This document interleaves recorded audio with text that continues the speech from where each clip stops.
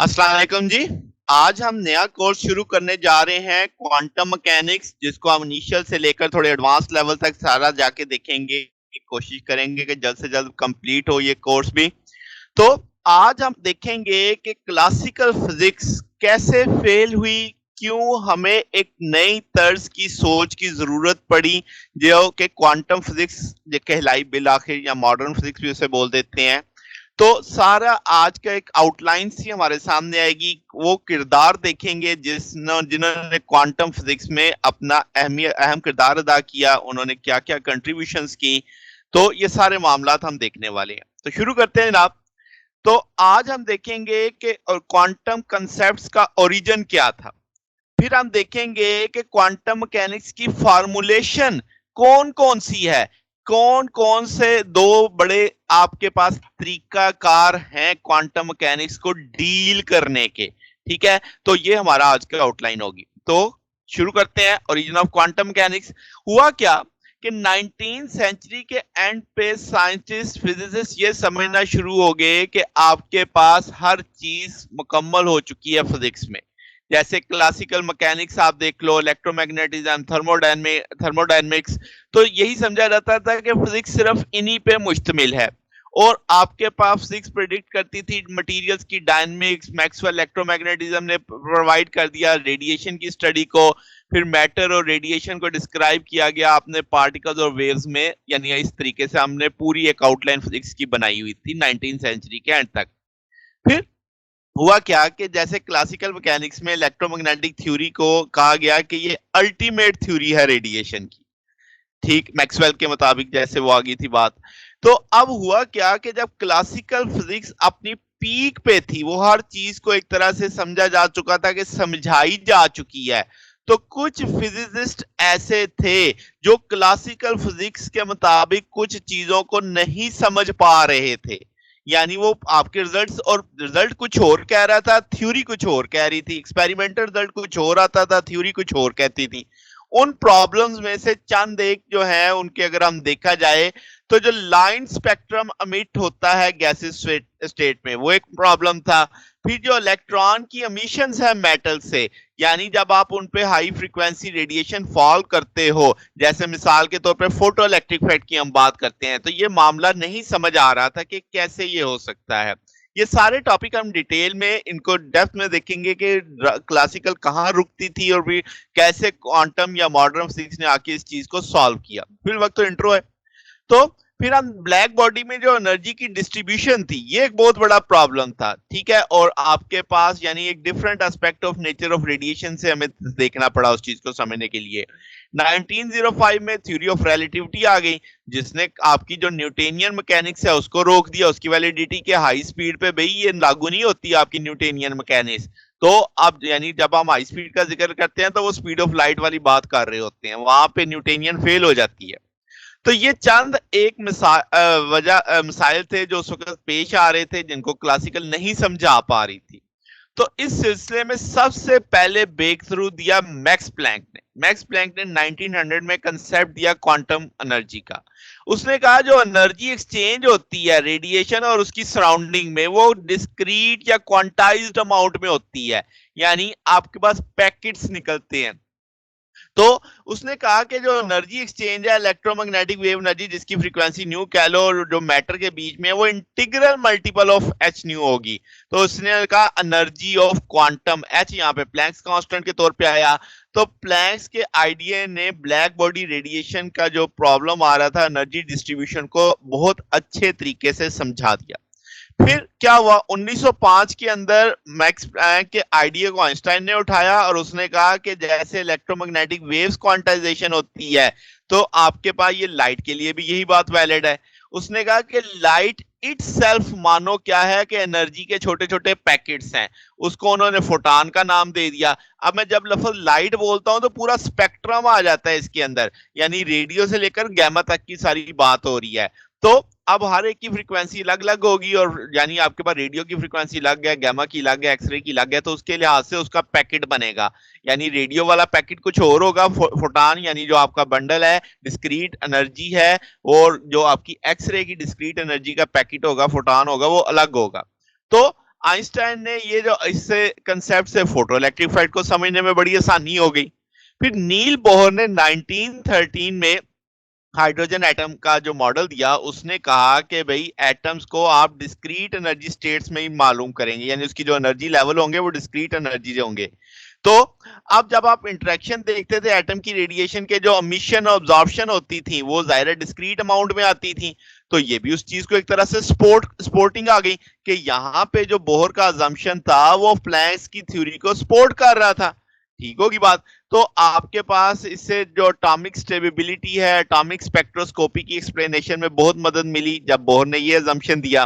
फिर 1923 में कॉम्पटन ने एक और डिस्कवरी की कि आपके पास कर्सुलर एस्पेक्ट ऑफ लाइट, यानी लाइट पार्टिकल के तौर पे भी बिहेव करती है।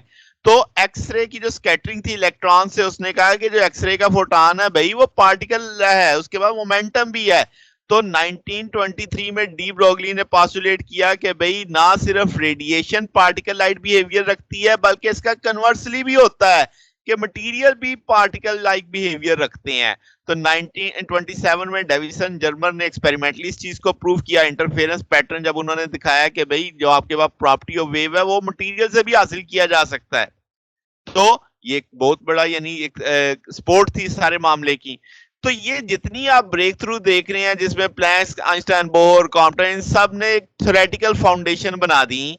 जो आपके पास था कि भाई जो एक्सपेरिमेंटल कंफर्मेशन थी पार्टिकल एस्पेक्ट ऑफ वेव, यानी वेव्स का एक पार्टिकल बिहेवियर जो सामने आ रहा था हमारे पास। ठीक है।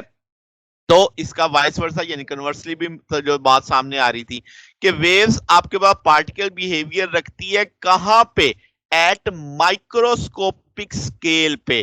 तो इस स्केल पे क्लासिकल फिजिक्स फेल हो गई और सिर्फ ना सिर्फ क्वांटिटेटिवली बल्कि क्वालिटेटिवली और कंसेप्चुअली भी।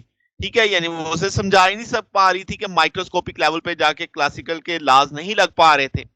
तो 1925 में हाइजनबर्ग और श्रोडिंगर ने स्किलफुली क्या किया, वेरियस एक्सपेरिमेंटल फाइंडिंग्स को देखते हुए, बोहर के पोस्टुलेट को सामने रखते हुए एक नई थ्योरी बनाई जिसे क्वांटम मैकेनिक्स का नाम दिया गया, जो हमारा ये कोर्स है बेसिकली। तो ये जो नई थ्योरी थी इसके तकरीबन एक एंड हो गया इसका 1925 में। ठीक है।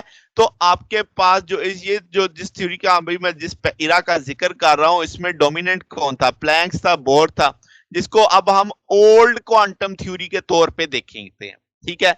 अब जब ये जिस दौर की हम बात कर रहे हैं इस दौर में क्या हुआ कि जो आपके पास फार्मूलेशन थी क्वांटम मैकेनिक्स की वो दो हिस्सों में दो इंडिपेंडेंट फार्मूलेशन आ गई।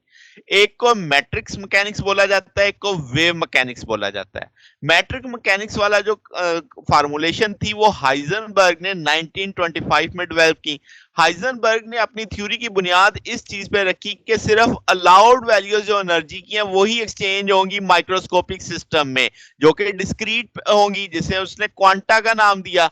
उसने कहा कि हर डायनेमिकल क्वांटिटी जिसमें energy, position, momentum, angular momentum, उसको इन टर्म ऑफ किससे डिस्कस किया, मैट्रिक्स की फॉर्म में डिस्कस किया। उसने इस मैट्रिक्स से आइगन वैल्यूज प्रॉब्लम को सॉल्व किया जो बताते थे डायनेमिक्स उस माइक्रोस्कोपिक सिस्टम की। फिर उसकी जो डायगोनलाइजेशन है वो हैमिल्टोनियन मैट्रिक्स, यानी कि हैमिल्टोनियन मैट्रिक्स में जो डायगोनलाइजेशन है वो आपसे एनर्जी स्पेक्ट्रम और स्टेट वेक्टर्स निकाले उसने। तो यानी उसने एक पूरा फार्मूलेशन डेवलप की इस माइक्रो सिस्टम को स्टडी करने के लिए। तो मैट्रिक्स मैकेनिक्स बहुत अच्छे से समझाती थी डिस्क्रीट क्वांटा ऑफ लाइट जो निकलता था, ऑब्जॉर्ब होता था एटम्स के बीच में। उसी दौरान दूसरे जो साइंटिस्ट थे वेव मैकेनिक्स डेवलप की श्रोडिंगर ने 1926 में। ये मेथड भी डायनेमिक्स बताता था माइक्रोस्कोपिक मैटर्स की सिस्टम की, मगर किसकी मदद से, वेव इक्वेशन की मदद से, जो श्रोडिंगर इक्वेशन कहलाई। वो एक डिफरेंशियल इक्वेशन बनाता था, जबकि आपने अभी देखा जो मैट्रिक्स में तो मैट्रिक्स के जरिए सॉल्व करते थे, इसमें एक डिफरेंशियल इक्वेशन का कंसेप्ट आ जाता था। और उस डिफरेंशियल इक्वेशन का जो सोल्यूशन होता था वो आपको क्या देता था, एनर्जी स्पेक्ट्रम देता था। और जो वेव फंक्शन होता था यानी एक वेव फंक्शन कंसीडर करके हम उस तक पहुंचते थे। 1927 में मैक्स बोर ने प्रपोज किया कि जो आपकी प्रोबेबिलिटी इंटरप्रिटेशन है वेव मैकेनिक्स की, उसने उसका स्क्वायर या मॉड्यूल यानी वेव फंक्शन का उसका जो सॉल्यूशन था उसने कहा कि ये प्रोबेबिलिटी डेंसिटी के तौर पे उसने उसे पेश किया। यानी एक और उसके अंदर एक जो फार्मूलेशन में उसने चीजें ऐड की। अब टेक्निकली ये दोनों जो फार्मूलेशन है ये इक्विवेलेंट है। मुख्तलिफ बुक्स में मुख्तलिफ फॉलो लेके चल रहे होते हैं। कुछ बुक्स वेव मैकेनिक्स के तौर पे लिखी होती हैं, कुछ लोग कुछ आपकी मैट्रिक्स मैकेनिक्स के तहत लिखी होती हैं। तो क्या हुआ कि डायरेक्ट ने क्या किया, उसने सुजेस्ट किया एक जनरल फार्मूलेशन क्वांटम मैकेनिक्स की, जो कि डील करती थी कैट्स, ब्रास और ऑपरेटर के साथ। अब जो डायरेक्ट की फार्मूलेशन थी उसमें जब आप कंटिन्यूस बेसिस देखेंगे तो वो श्रोडिंगर वेव इक्वेशन के मुताबिक आ जाएगी। अगर आप हाइजेनबर्ग की मैट्रिक फार्मूलेशन के ऊपर जाना चाहते हैं तो फिर डायरेक्ट की फार्मूलेशन को आपको डिस्क्रीट बेसिस में देखना पड़ेगा। ठीक है, तो उसने एक जनरलाइज पैटर्न डिफाइन कर दिया। अब समरी अगर हम देखें क्वांटम मैकेनिक्स की, वो बताती थी माइक्रोस्कोपिक लेवल पे जाके जो मैटर की डायनेमिक्स है उसे स्टडी कर रही थी, उसकी एनर्जी, उसका मोमेंटम, उसका सारा जो मामला थे। तो ये क्वांटम मैकेनिक्स में वो चीज है जिसे हम डील करने वाले हैं। अगर अब हम स्कोप देखें तो आपके पास सॉलिड्स की physics, laser, semiconductor, superconductor, plasma, ये सारी की सारी बुनियादी तौर पे अब कहां से इसकी माइक्रोस्कोपी की प्रॉपर्टीज कहां से आएंगी? क्वांटम मैकेनिक्स से आएंगी। तो इसका मतलब ये हुआ कि क्वांटम मैकेनिक्स बेसिकली फाउंडिंग है कि इसकी तमाम ऑर्डर ऑफ फिजिक्स की, जिसमें सॉलिड स्टेट आएगी, molecular, nuclear, particle physics, optics, thermodynamics, statistical mechanics, इन सब के अंदर आपके पास जो फाइनल आप कह लें कि एनालिसिस होगा वो किसकी मदद से होगा? क्वांटम मैकेनिक्स की मदद से होता है। ठीक है, तो ये अब इंट्रो था हमारे पास। अब आपको समझ आ गई होगी कि बुनियादी तौर पे हम सब एटॉमिक लेवल पे जाने लगे हैं। वहां पे हमने एनर्जीज डिस्कस करनी है, मोमेंटम्स डिस्कस करने हैं। अब आपको पता है कौन कौन सी फार्मूलेशन है। कोशिश मैं करूंगा कि एक ही पैटर्न के तहत हम चलते जाएं ताकि हमें चीजों को समझना आसान होता चला जाए। तो ये जनाब, ये हमारा आज का टॉपिक था। अगर आपको इसमें कोई बात पूछनी हो, डाउट हो, तो नीचे कमेंट्स में पूछ सकते हैं। वीडियो अच्छी लगी हो तो वीडियो को लाइक कीजिएगा, दोस्तों के साथ शेयर कीजिएगा, चैनल को सब्सक्राइब कर दीजिएगा। अब तक के लिए इतना ही, बकिया इंशाल्लाह फिर नेक्स्ट देखेंगे। ओके, अल्लाह हाफिज।